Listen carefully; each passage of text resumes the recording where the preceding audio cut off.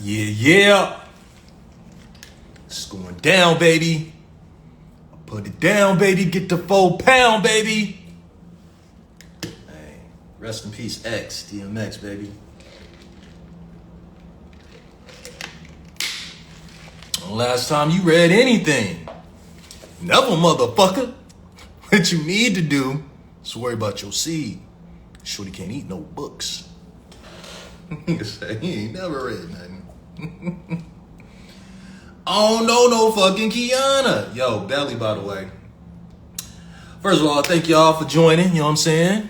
For those who joined so far, just wait for a couple of more y'all to come in, you know what I'm saying? But now what I was saying about Belly is that it's one of my favorite movies because it's the only movie that Hype Williams ever made. And it was ahead of its time because it looked like a music video. And if you look at the style in the video and like the way they would dress, the music, but he said he didn't like it, so that's why he never made it. He didn't like the final cut. There was a lot of stuff that they left out, so he was like, dude, fuck that. One of the best movies ever made, in my opinion. So, today's guest, we have my boy Jason. Yeah. Y'all seen it. Y'all seen the promotion or whatnot, you know what I'm saying? Man, it's like we met in acting class, and this brother, man, real humble spirit, very talented, and we'll talk about it. I'll let him talk about it or whatnot, but I think he used to actually work in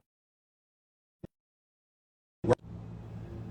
So I'm gonna shoot him this invite, you know what I'm saying? It's gonna be a barn burner, you know?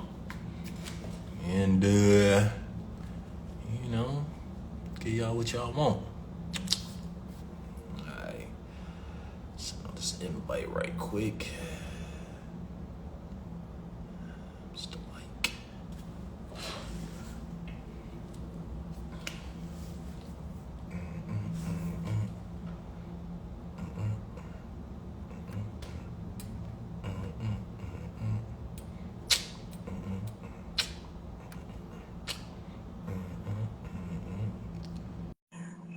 Hey.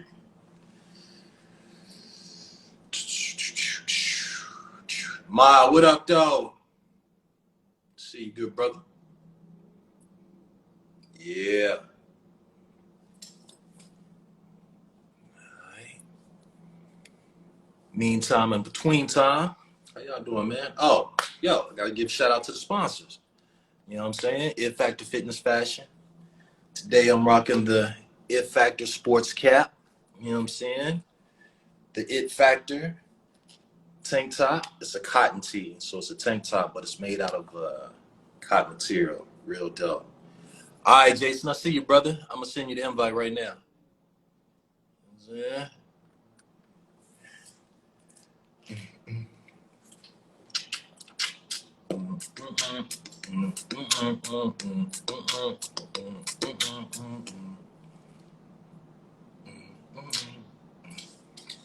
Saying you're unable to join, brother. Send it again.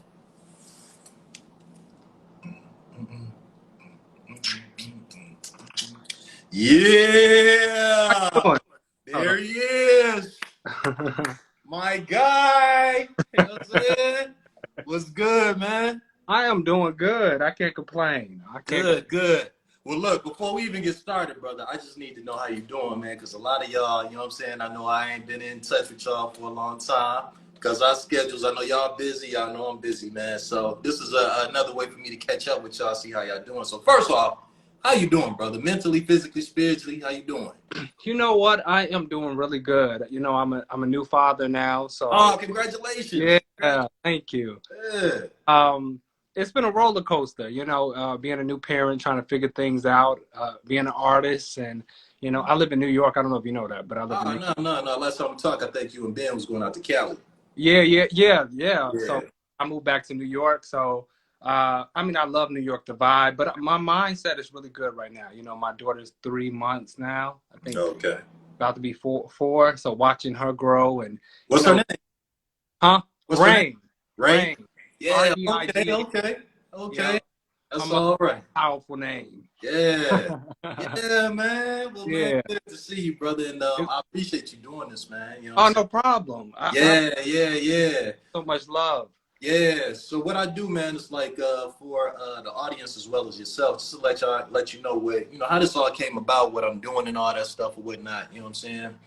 So It Factor Certified is a marketing agency, and I kind of like stumbled upon it doing other stuff or whatnot, like just marketing my own films. I got a fitness apparel line. I got music producers, soundtracks I work with, and I promote them too.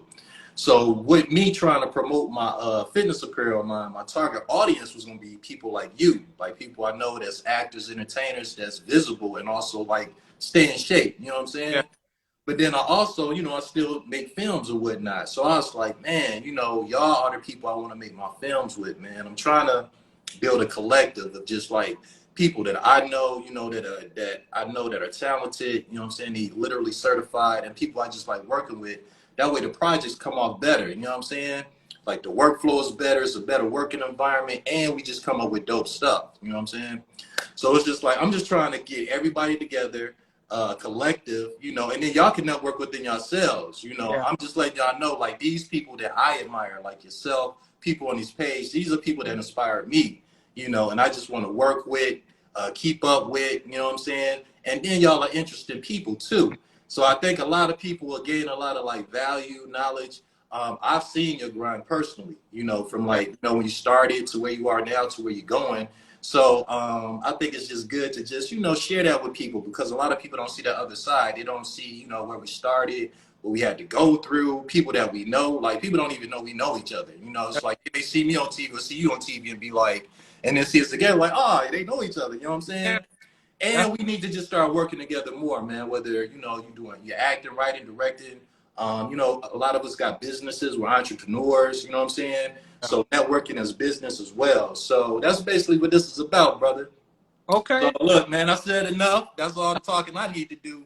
The rest is about you. You know what I'm saying? Yeah. And before we start, also, I'm gonna let you know, like, I only have an hour on Instagram, so I'll give you like a hand signal if we talking right before it shuts off or whatnot, to let you know I'm gonna have to restart it. But normally we don't normally go over an hour. Okay. Sounds good. Yeah, man. So look, brother, I know a little bit about you, but let's get the people what they want. Let's start from the beginning. Where you from, and how you got started into acting. I'm originally, where I'm from is Chicago, Illinois. Born Okay, my town. in That's Chicago. Yeah, most of my family's there. My dad actually lives in Vegas now. I lived in 5 major cities. I started in Chicago till I was like 16, and then my dad moved me to Vegas. He moved me to Vegas younger, but I ended up moving back to Chicago. But I ended up really staying in Vegas when I was 16. And I think, actually, surprisingly, in Vegas is really when I started to really get into the acting. Oh, really? It was weird because in Chicago, I knew I wanted to do something acting wise, but my dad is an interesting character in him. I think I started to do like the track and field, like my mind was focused on that, and I could sing, so I would do a lot of singing type of things. And I don't know if anybody's been to Chicago churches, but the music is just incredible. So I I'm from think, Detroit, so you know what I'm saying? I oh got family yeah, in so you Chicago. Yeah. yeah, so music is incredible. So growing up in church that way and listening to that type of singing and music definitely gave me that bug of thinking that's where I wanted to go. I was like, I want to sing, I want to do something on the TV screen. But really, I would be honest, what really got me into acting, it was when I was in Chicago. It was this young kid that was doing commercials, and I saw all the shit that he was getting. He had like this little, when they had the little, whatever that little truck that you can drive with the little kid car, he wouldn't let nobody get on it. And I was like, Yeah. all this stuff. Yeah. I knew I wanted to do, I think that's kind of what sparked the thing. Whatever's on that TV screen, I wanted to find a way. And I didn't know what was going to be my journey or navigate me in it. But when I moved to Vegas, I was still doing like track and field and running and doing stuff like that. They started having talent shows. So it became me just singing. And from singing, I tried out for American Idol. Did you? Yeah, I did. Yeah. What, like around what year? Around what time was this? In '08, I think at the time it was a girl who had dreadlocks who was singing actually on the subway or something. She won the competition. What up, Tia? I see Tia name. She won the competition. But anyway, I decided to try out for American Idol, and I made it to a certain round past the producers. And then I was like, yeah, I made it to in Pasadena. How it looks on TV is totally different how it really is. They have you go through tons of producers before you even meet Simon and any of them. So when I tried out for American Idol, this girl I was talking to at the time was supposed to go with me, and she flaked out. But I was like, fuck, I'm still gonna go. Yeah. And so I stood in line at Rose Bowl, at Pasadena. The Rose Bowl, whatever. Anybody who's from actually New California, you know what I'm talking about. Yeah. But anyway, it was the stadium. I auditioned for that, and we stood in line. Now, keep in mind, hotels, when they know like American Idol's in town, they make the prices. Yeah. That makes sense. Yeah. So I was getting out of high school, I think. So I didn't have that type of money. So I only could afford one night because they made it so expensive. So I movie hopped. to stay in line basically for like 18 hours before they opened the door because the lines were so crazy. Yeah. So I blah blah blah sung, and I made it to another round, and I got to bring my dad, and that's when like the TV cameras was there. So that was kind of my first kind of bug in the TV world. I was like, oh, I can really do this, and I think my dad was like, you might can do this, son. Yeah. And so to speed this up, I was after American Idol, and I made it to a certain round, but I didn't get past a certain, I got eliminated or whatever. I started to do like little singing gigs, but singing stuff don't pay that much in the beginning. Unless you're a name, you ain't getting paid that much. Off in the music industry, so I know all of these. Yeah, like they ain't paying you nothing. So it's just like, then I start singing with this group. They were calling us the young, whatever. I don't know. Nah, what's the name? You know the name. What's the name? And young tenors. Okay. So we were singing all the old school songs and stuff like that. But anyway, I started to like get in a little bit of more modeling stuff. And for modeling, I started booking like the commercial work. Yeah. And the commercial work, when I saw that they were paying me 10 times or 5 times more than what I was doing just to sing somewhere, I was just like, I might give this some energy. Yeah. And so I started to really just take it really serious. And I started to take acting classes actually in Vegas. And I met this lovely, who became a minister, actually where we met, Lelania, who owned the business of AOA and had all the teachers with Navanya and all of them. I started taking classes and honing my craft. And with Lelania, she introduced me to, with her mentorship, introduced me to like Carl Ford and Susan Batson. And I don't know if people know Carl Ford and Susan Batson. They're Black acting instructors. And I took the workshops. I took Carl. Yeah, and they train amazing people, you know what I mean? Like, they don't like name type of stuff, but they, Jamie Foxx, Monique for Precious, Nicole Kidman. So I was like, I want to be great. So I was just like, I need to study where people that I respect their work. And I always wanted to be, if I did something, if I say I can sing, I really wanted to actually be able to do it. If I say I can act, I wanted to be able to really be in the running and be able to swing. And so I just started studying and training and taking classes. And I think that's where I moved to Atlanta, was my first adult move. Around what time? Around what year was this? Oh, shit. You trying to make me do timelines. People want to know, Jay. The people want to know. So after the American Idol stuff and singing and stuff like that, I think once I started taking the Lelania class in Vegas, I think that I moved to Atlanta around, do I want to say this? Somebody from... Hey. I don't edit these, so I'm letting you know. These don't get edited. I'm just going to say somebody. Yeah. Somebody from the Tyler Perry studio came to our little small class. Okay. not the man himself, but someone who was a part of that and had some kind of power at the time, came to our studio. And Taiwan know what I'm talking about, but I ain't gonna say the man's name. Okay. He came to our studio, and we were training. We were flying from. Okay. So let me back up and slow down. I don't remember the official date I moved to Atlanta. It was probably like, Taiwan could probably help me if he put it in the chat. I don't know. But anyway, speak the truth. The truth. I moved from Vegas. So we were all in Vegas. Taiwan, you don't know the date? Why you in this group? Do you know the time? Because he moved like a year before. I mean, he moved a couple of months before. I moved. I was the first one. Me and Ernestine was the first one to move to Atlanta. But in Vegas, anyway, we were taking this class, and I'm gonna speed this up so it's not so long-winded, even though it's too late. But we were taking this acting class, and someone from Tyler Perry studio came and talked to our class. He said, August 2011. Okay.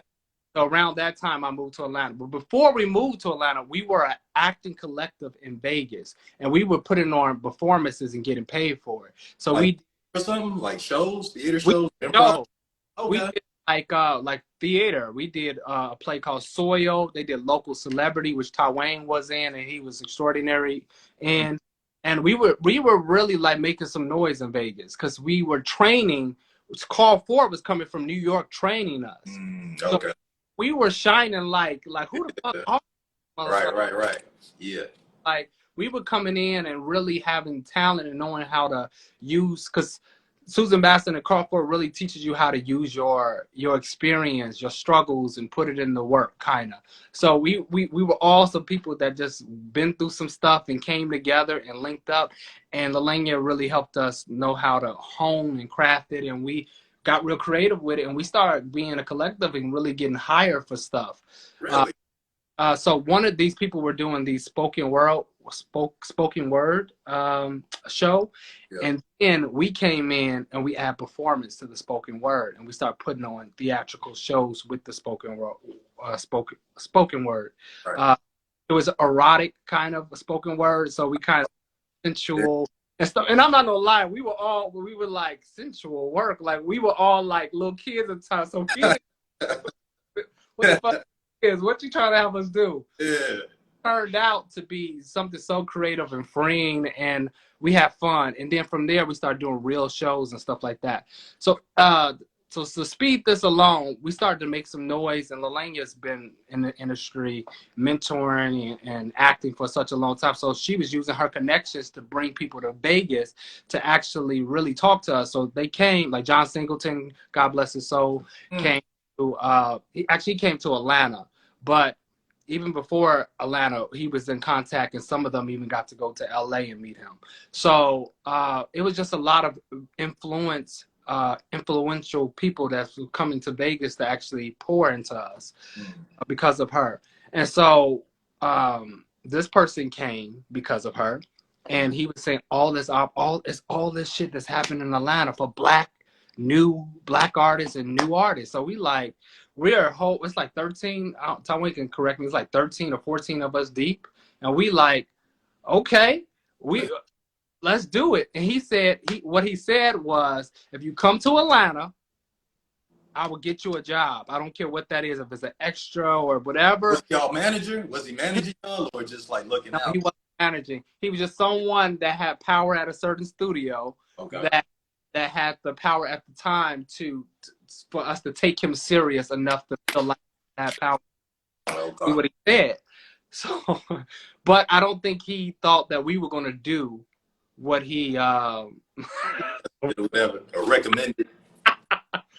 I don't think some people say shit to a bunch of people and they don't think you're gonna follow through, but we followed through. So think about you talking to 13 actors or 14 or a room of actors talking about, if you come to Atlanta, because you don't really think it's gonna happen, like all of y'all gonna move to Atlanta.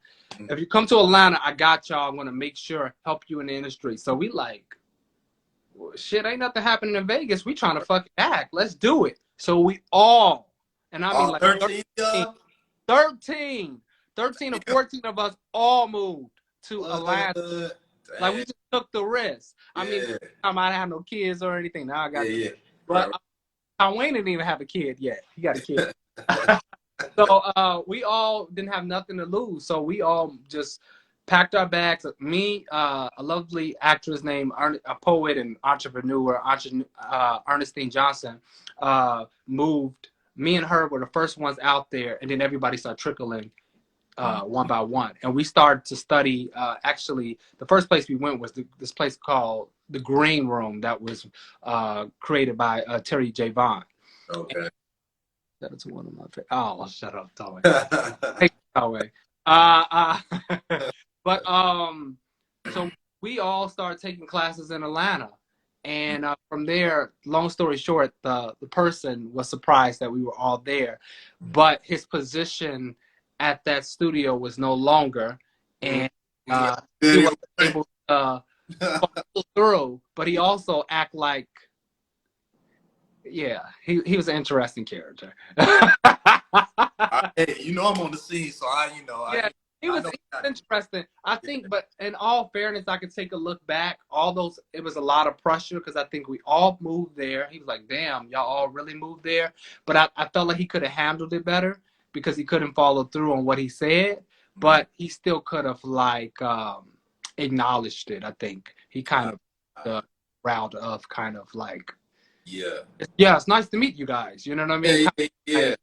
Like we're recommend something or like, you know what I'm saying? Network. Never met him at all. Damn. Right.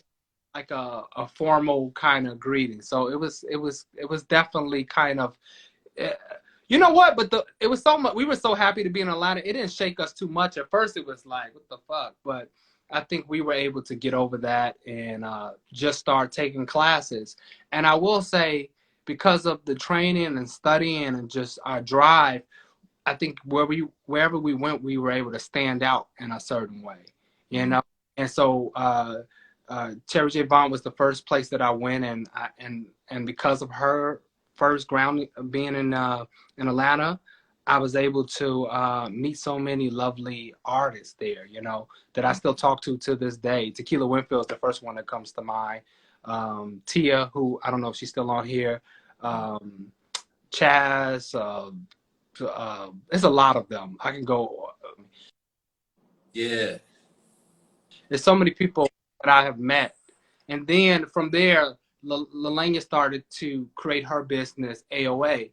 And since that was the foundation, I was like, let me go. And I know she was going to do something dope. So we all end up going back into the AOA studying there. And that's where I met Gail, who's killing it on Snowfall, and Gail Bean, who's on P Valley, and you know, Stephen Barrett, and just a lot of amazing actors that are just killing it right now. I met you because of Navanya class. I love Navanya class. So yeah, that's kind of how it started, of just like really taking my craft serious and studying. And from Atlanta, we end up going to New York even more because it was even closer than going from Las Vegas to New York, you know. Yeah. So how do you feel about the different cities as far as the scene? So you've been to LA, you've been to Atlanta, and now you're in New York. What do you see the pros and the cons of each location? Okay, so Los Angeles is a beautiful place I love the weather of Los Angeles. Now, I have had to get better with this because I'm not gonna lie, I used to just be like LA, this and that, but I met a lot of beautiful people in LA. I guess how do I phrase? I'm trying to get better at not going around circles just to say one thing. I would say LA is a place that you got to know who you are. You have to be grounded. You can't get. LA has so many smoke and mirrors, and people value status so much in LA. So sometimes you can get lost in the sauce. You can get caught up in feeling like you're not an artist if you're not attached to something. Right. Reminded of, who are you represented by? What are you doing? Oh my God, you were just in that thing. What are you doing next? Are you Right. doing? How is that? Who are you with? How did you get with them? You know what I mean? It's a lot. It's the industry. Yeah. LA teaches you the industry, Yeah. but you Yeah. have to find a way to balance to depending on what kind of artist you're trying to, what kind of actor you're trying to be. I would consider myself an artist, so my environment is very important because I'm very sensitive to my environment. But if you could just rock wherever you can and it doesn't bother you, then kudos to you. But since I'm from Chicago, I think I grew up in a very straightforward kind of place, and that I rock better, and I'm very grounded when I'm with people who just say what's on their mind and they're straightforward. LA is not that way because people view being so straightforward as confrontational. So they're like, yeah, that's great. I mean, but do you like it? I mean, I wouldn't say I didn't like it. I'm just Yeah. saying that it's not my style. But would you Right. rock?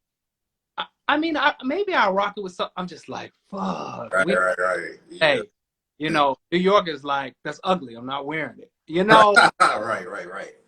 no, you that just cut like 3 minutes of your time. Right. Right. And it doesn't mean they don't like you. They just don't like that shit. And then Yeah. rocking with you. They're really rocking with you.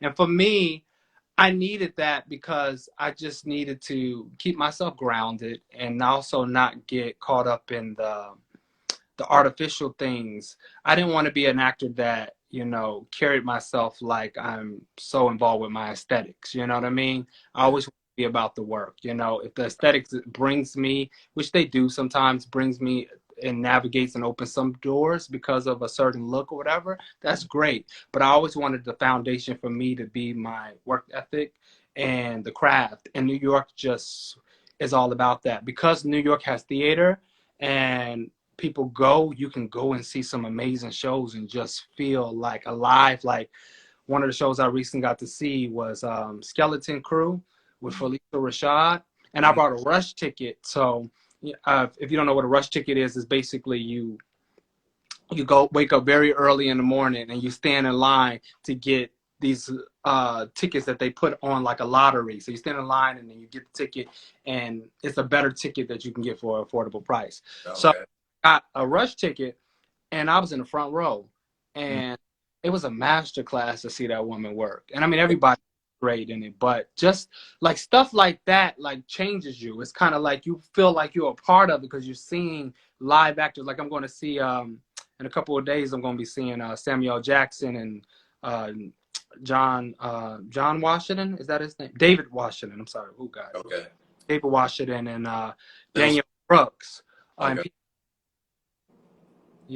By August Wilson. So it's just like to get to do that, to see live work by people that you respect or people get to, show their chops. New York just embodies that craftsmanship, that fire in you to want to be great. And the number one thing is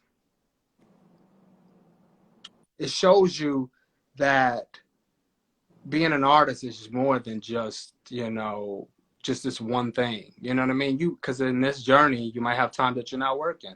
You have my time that things are slow. And I think New York reminds me of that grind. Like, what are you doing in your free time? You could be writing. You could be be working on a monologue, working on Shakespeare's, reading plays. In LA, I have never in my life been reminded of when I wasn't working. Yeah. People remind you, like you'll be happy on some of the shit. I was like, I booked that thing. I'm feeling good about it. And someone will be like, oh man, that's dope that you booked that. What are you doing next? What's happening? What I'm doing next? Right. Oh, dang, is it slow for you? I mean, I guess it is slow for me. Hey, what's wrong with me? You know what I mean? Like, or people are like, if I had your look, bro, you should be, it's just all these different things that you start to value more than your artistry. So I think New York is just that. It grounds me. It keeps me realistic and where I'm trying to go. And I don't say yes to everything, I could be working and just doing stuff that I'm not passionate about, but it ain't about that for me. It's about making money because I do have a little one, but it's also about doing something with integrity and doing stuff that I would be proud of. And I think New York just represents that respect for the craft. You just like, you got to know how to fucking act, because people are doing theater and they're really working on their craft and developing their instruments. So Right. it kind of challenges you to want to do that. So I say that's the difference between long way around it. LA's a little bit more industry. New York's more about the craft. If you're going to be in Los Angeles, you have to really have the foundation of who you are, because LA will tell you who you are and make you feel like shit, like you don't know who you are if you're not grounded, because they will say you're not an actor if you're not attached to a brand. And you have, like, I might not be working right now, or things might be slow, or I may be working and know how to dictate what's real love and what's not, because everybody's a working actor. When you working and things are good, LA's a great place. You know, if you're on a show, LA, oh my God, it's so good to see you. You know what I mean? Right. It's hard to kind of dilute the energy with LA. And that happens in, not to say that doesn't happen in New York, but at least in New York, I think you also get to know your friends when you're not working. Also in Los Angeles too, but more in New York, people just get together just to work on the craft. And that's what I love about New York. Now, how you feel about Atlanta compared to New York and LA? Gosh. Oh, well, I haven't been in Atlanta in a minute, but I'm going to be honest. When I first moved to Atlanta, I try to make sure I ain't being too honest. I guess that's me. Atlanta had, okay, I'm going to give Atlanta some grace. Atlanta was new to the market, right? So we had a lot, be nice, though I ain't say it. Atlanta was new to the market, so you had a lot of bravado. Like people, it's a lot of like, it was a lot of like, they're still learning the industry, but they're acting like they already there. It's a lot of local, it was a lot of, sometimes in Atlanta, I felt like sometimes a lot of local celebrities. It'd be some energy that I would have to, I'm gonna say the con and the pro. Okay, so con was that it was a lot of people pretend, instead of being truthful of where they were, it was a lot of perpetrating, kind of like a lot of people like, I worked on 7 films, right? You make it tight. And I was just like, okay, you worked on film, let's do it. And they got their iPhone out. You'd be like, I thought, oh shit, you lied. You know what I mean? So it was a lot of that, because I think people were just trying to be like, this is the new Hollywood, and they played the part. You know what I mean? Like this is, So it was kind of like you dealt with a lot of that energy, and you wanted people to really reach for greatness. You know what I mean? Like if you say, do something, reach for greatness. Now that doesn't mean don't start. If you started with an iPhone, fucking start with an iPhone and kill it. Do 8 of them. Right. Grab it. You elevate. You get more information. You learn and grow. But when ego's involved, sometimes you just stay with the same thing because you kind of like, this shit works. Why change it? Right. But I think with life and, being an artist, or just being, if you're going to be great at your craft, you're always a student, right? And sometimes, Atlanta could be that kind of, be in that space. Now the pro was so many amazing artists coming together. Like Atlanta it's not really like the acting community of how we support each other is amazing. Like out of anywhere I have been, I mean, New York is a match, but the Atlanta love, that when we see each other on TV and know that Atlanta love, like it ain't nothing like it. Like how we support each other, how we passionate. Oh, you know what you call? Oh, I know her too. We took, like how people are so passionate. And this industry is hard.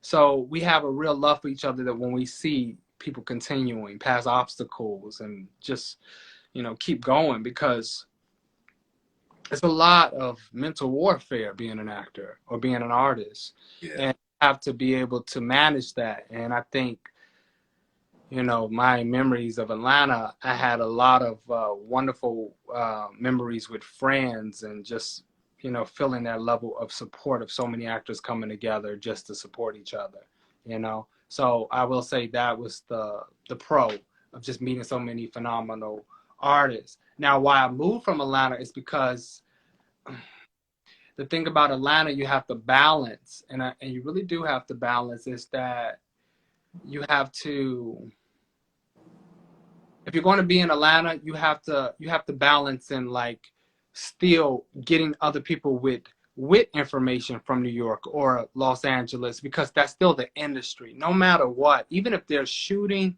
tons of shit in Atlanta, the industry talk and how they talk about Atlanta and New York and LA is still a different thing, and nobody wants to talk about that and how they feel about sometimes the actors and things like that. And nobody wants to talk about, if you're in Atlanta, I'm gonna be honest. My auditions are different. That I have a New York or LA agency than an Atlanta agency. You know what I mean? How, I, how would you explain? I auditioned more for the principal role than the co-star or the character that's not. Now it's changing a little bit. You know, it's changing a lot actually. Actors in Atlanta are getting more opportunity. But you're talking about the time I was there. It was a lot of just like not the principal roles in Atlanta, and then the principal roles were from New York and LA. They were still casting from there. I think things are opening up a little bit more. I mean, Atlanta was, at the time I was there, it was just a tax bracket. Like they were just shooting stuff because it was cheaper to shoot there, which created a lot of opportunity that I was able to take advantage of there. But the training and stuff like that at the time, I still felt like New York was the place that made me feel alive and really challenged my instrument. But yeah, so I think that would be the biggest difference between the three, if that makes sense. If I made sense. Yeah. No, I'm feeling everything. Like I said, I'm trying not to comment too much because I want the people to hear you. Comment. Stop me from talking. So look, man, what you want to do? Like, what are your acting goals, or what are some of the things you like to achieve in this industry? You know, that has changed over time, but you know, I'm probably the most clear as I've been. What I want to achieve in this industry is definitely being in a position of power. You know, I do not like to audition like that. You know what I mean? Hopefully, I get to not hopefully, when I get into a position of power, I'll be able to create my own content, talk about subjects that I don't see. You know, one of the things that I'm a big advocate of is mental health. You know, finding creative ways to talk about that. I'm writing. Right. I actually produced a short film and starred in it, but I'm going to do it actually over because, and I need to follow through with that. I did it for a class, took a wonderful class with Richard Lawson in LA. He had a class called PDP 62. That's the number of the class that we were with, class 62. Okay.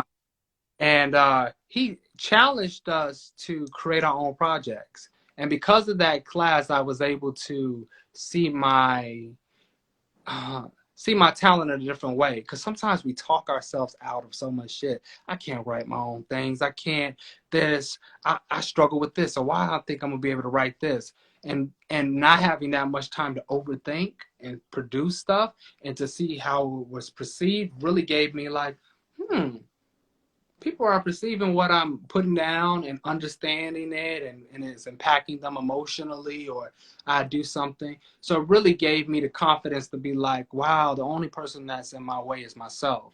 And I think we all learn that over time, but it's just that lesson that you keep on learning until you learn to get out of your own way, and then you gonna get in your way some other way. Then you learn how to do that.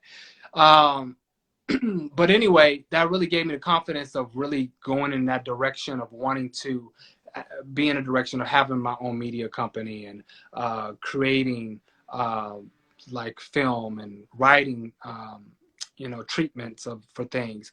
But one of the things is like also just things I don't see. You know, growing up, I'm a Chicago cat, fully Chicago, fully black. You know, but got some white in there. But just growing up and not being able to see my stories or see stuff that I can identify, or have a crazy childhood, as you get my drift, has some trauma in there, and not really be the poster child of that experience because of how society may put my look and say what my experience is. Right. You know, wanted to shake it up a little bit, and sometimes the industry is still kind of has a narrow mind of how they see us, especially people of color.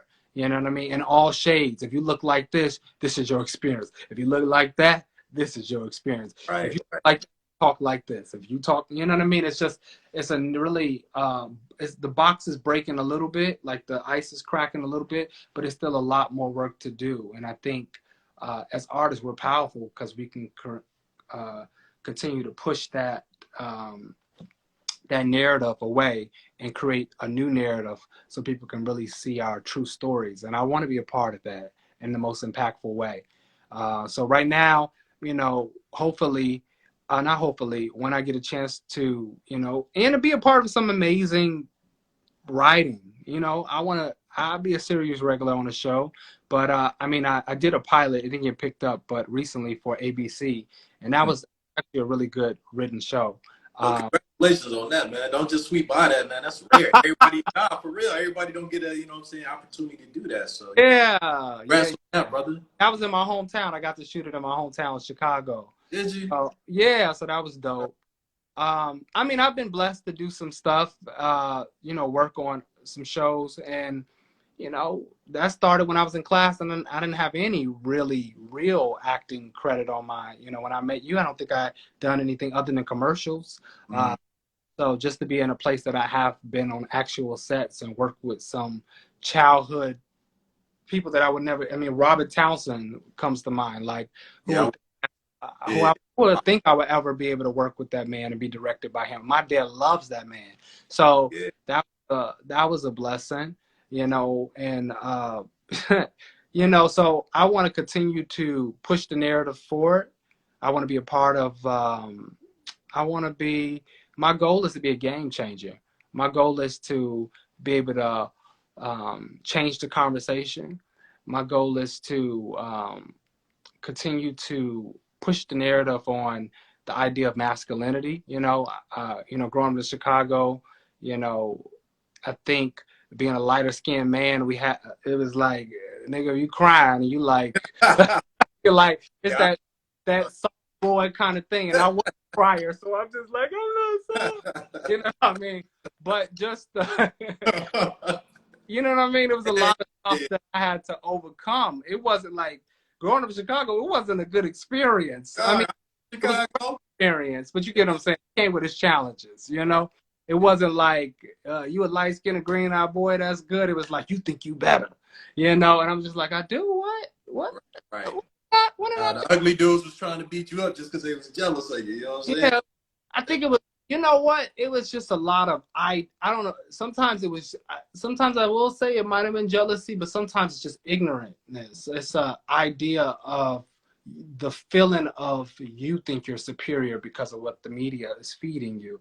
So they think I was like, I was born this way. I didn't wake up in the mirror and be like, you got colored eyes. Right. I'd never been that type of person. And I had to deal with complications of not being that type of person. Because sometimes people expect you to be something. They want you to be like suave or act like you licking your lips 50 times. Like they want to act a certain way of how I may look.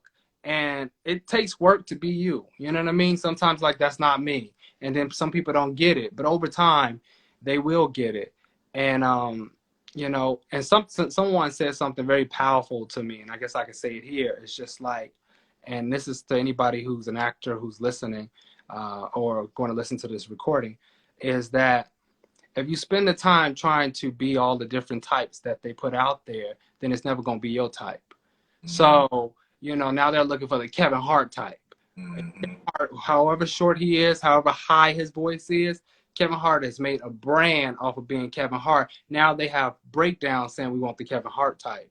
Mm-hmm. So whatever these people were teased for or whatever became their greatest asset. became the thing that made them stand out, became the thing that made them super funny. So it's just like if we continue to try to change things that are actually assets because of people don't understand it at the time right now, then we take the chance of turning off the light for the other people that do identify. Like, oh, I'm just as emotional as him, or I'm just as this. And I think that's the power that we have as artists.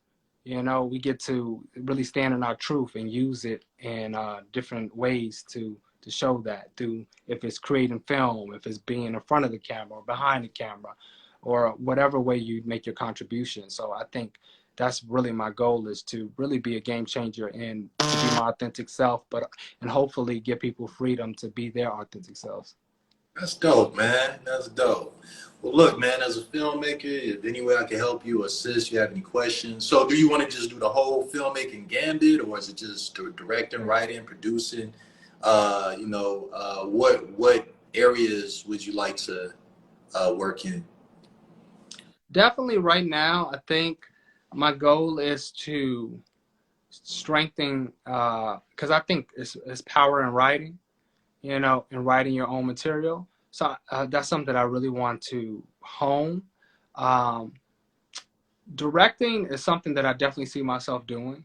So I think between writing and directing, future, especially writing is probably in my near future, because I'm working on stuff now, and I think that's kind of where my mind is right now. And you know, producing as well. Like if I do want to be in a position to be like, help somebody else, and be like, you know, your idea is dope and is in alignment of what I want to do. Let me put the money behind it, or get the money to get things made. I just think like if enough of us did that for each other and created those opportunities, we'd be out of here. But I think sometimes in this industry we get a little bitter from our experience, or people, you know, we choose the wrong people to trust, and it makes us a little bit more jaded. But I'm all about like being example of the light that I want to see, you know, or the experience I want to experience. So, you know, I try to help out people if they ask me for advice, but I also sometimes people ask you for advice and they don't got nothing. I mean, we all start somewhere, but sometimes like, you got to explain to me. I know exactly what you. I'm just like, are you in class? Right. What happened is, right. All right, well, tell me when you get in class, and then I can help you with this part. So I think, you know, so that's where I'm at. So honestly, I'm in the writing, really strengthening and honing my writing skills, and I would love to be in a position of directing some things. And even if it's like you know, with Issa Rae, or what's her name from Abbott Elementary. I can't think of her name. Quinston. I'm not even trying to jack this lady name up, but she's created a show on ABC. And I think we're in a time that we can do it all. You know what I mean? And why not? And I feel the power of those beautiful, you know, beautiful women that have actually, you know, that are recent that I think of, like especially Issa Rae, who's created. She started on YouTube. So it's like really no excuse. So I definitely want to be a part of that conversation of being someone that wrote something, created something, directed, and produced some stuff that really changed the game.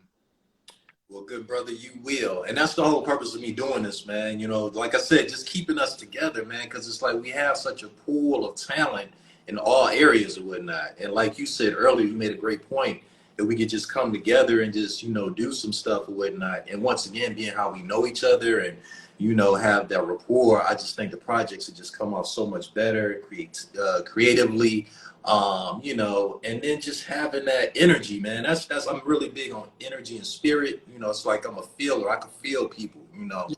So just having that around and be able to work with people like that, man, it is dope. You know, I 100% agree with you. Energy is probably number one.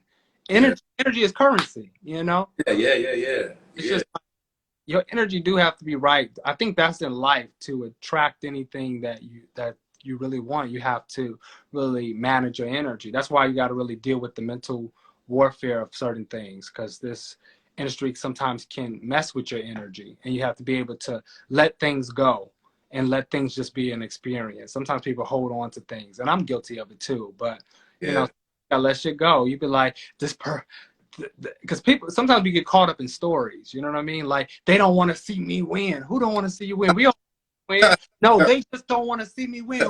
Who? Right. Who don't want to see you win? Who are they? You know And what I'm some people want to be caught in the story. You be trying to knock them out of it. Like, who? Just shut up and stand. Now saying? you want me to break the who, because we all saying we believe in you. Right. You know, because some people want to feel, and I used to be guilty of that. I think that's why I could see it. Want to feel like the underdog all the time. And sometimes I feel that way of just like when you're in a certain point in your career, it's like, y'all don't see me, but y'all don't see me when y'all see me, you know? And that motivates me. But sometimes I'm getting better at like not creating chaos to feel that way. Sometimes it feels good to get through some shit and rise up and be like, I got through all that and now look at me. Right. But I'm tired. Like, I don't need to, I want to keep thriving. I want to keep on flourishing. So I'm being very intentional, especially having a little kid. Yeah. Now, you look at your little kid and you see her grow every day. You just be like, oh. So talk about that, man. Talk about how your kid, you know, had the effect and changes that it made in your life from being single.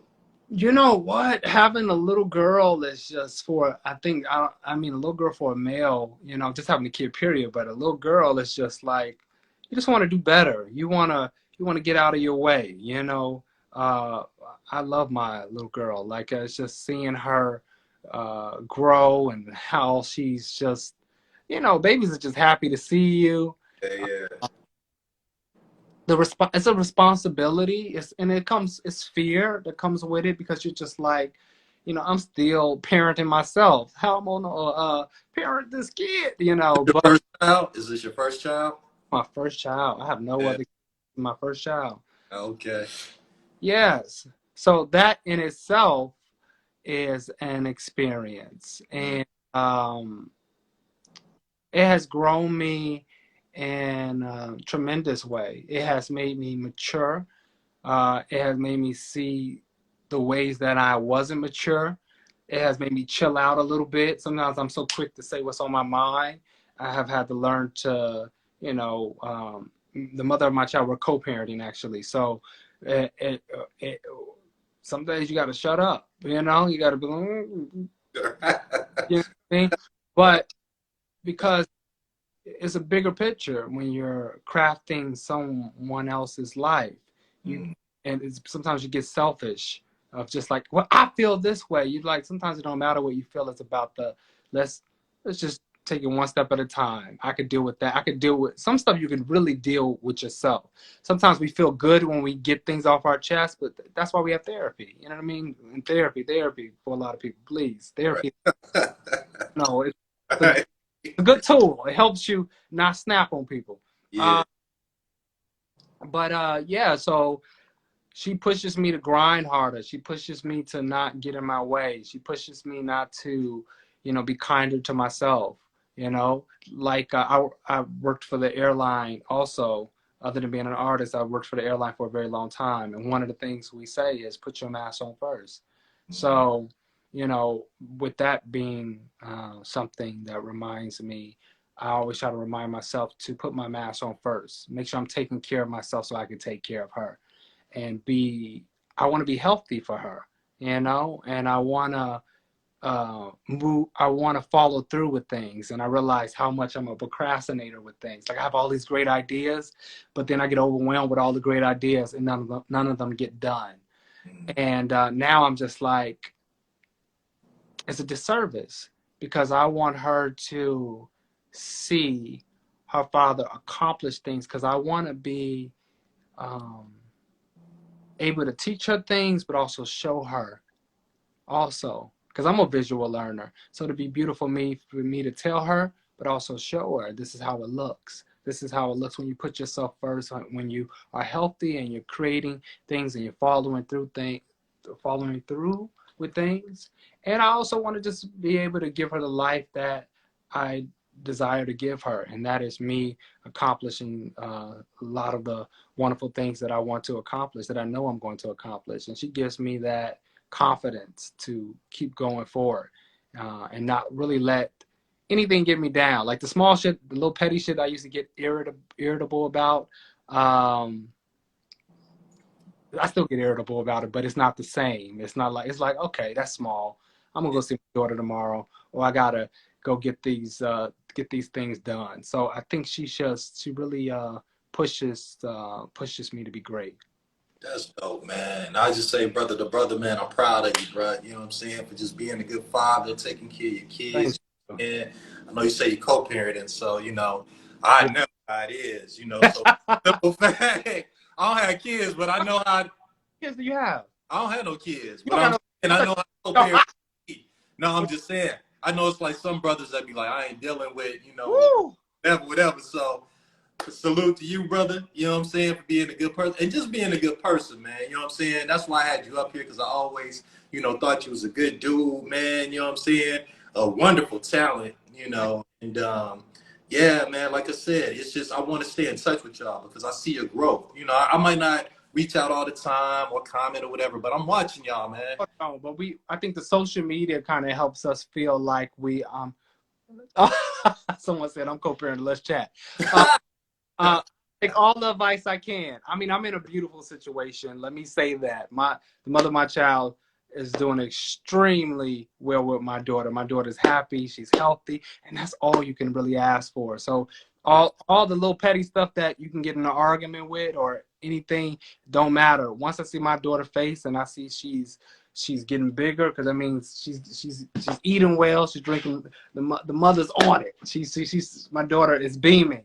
So she feels the love. So that's all I can ask for. So all the other stuff don't really don't even matter. So I kind of, oh, this is Robert. Oh, that's my barber. He didn't cut it since I was 16. Robert, you know you got this industry pick. You know I only knowing who these Instagram names be. Well, good brother. So check. Look. Jason, we got 5 minutes, man. I don't want to cut off on you before I find out what you're doing, what you got going on, anything you want to promote. You know, what's the latest? Give us some updates. So the latest, I can't really talk too much about it, but I will say I've done something that I've never done before that's going to be coming out soon, that is going to be on a big network. It's in a non-scripted territory, but I will say that I felt like I was my true self. I exposed some real honest things about myself. It's going to be a fun show, but if I was going to do something in that territory, I knew I would only do it in this type of way. And I felt like I've been approached about non-scripted things before, but I always said no to it because it didn't feel right, and it was kind of gimmicky. This one I felt like was different, and I did it. Is going to be airing sometime next year, and when it comes out, I'm going to post about it. So if you want to, just stay tuned. I'm going to, once I can really talk about it, when they have all the stuff out, I'll really talk about it. But that's one of the things I did recently, and it was an experience. Yeah. It grew me, and I learned a lot. Met some new wonderful people, and I'm excited, but also kind of like, it's like excited, but also I don't want to say scary, but it's a little uncomfortable, because it's like after this, when you do stuff like this, you can't hide anymore, because you're really exposing your true self. You know what I mean? I'm not hiding behind a character. So yeah, so that's what I did presently. Would be the most current thing I just recently did. I just got back to New York like last week. So yeah, but it should be cool and fun, and I'm excited for people to see it. Kind of. No, I'm saying no, but I'm excited. I'm excited to see it. I'm excited. I'm always excited to see people I know work, man. So yeah, for you, brother. Yeah, man. So look, brother, once again, I appreciate you doing this, man. I salute you. I love you, brother. You know what I'm saying? Keep doing your thing. And then we definitely, like I said, I'm going to talk to you behind the scenes because I got some stuff. But as you know, it's location. I'm still in Atlanta. I'm going to be in Jamaica from like December to March because I'm I filmed a series out there. I shot a series in Oh Jamaica. wow, you Yeah. all filming and flying. Yeah. You know, just you know what I'm saying. So yeah, man. But I definitely we gonna be in touch, brother. We gonna be in touch, man. Yeah, When definitely. the last time you talked to Ben? That's what I want to ask you before I left. Yesterday. Did you? Yeah, I sent him a picture of my little girl.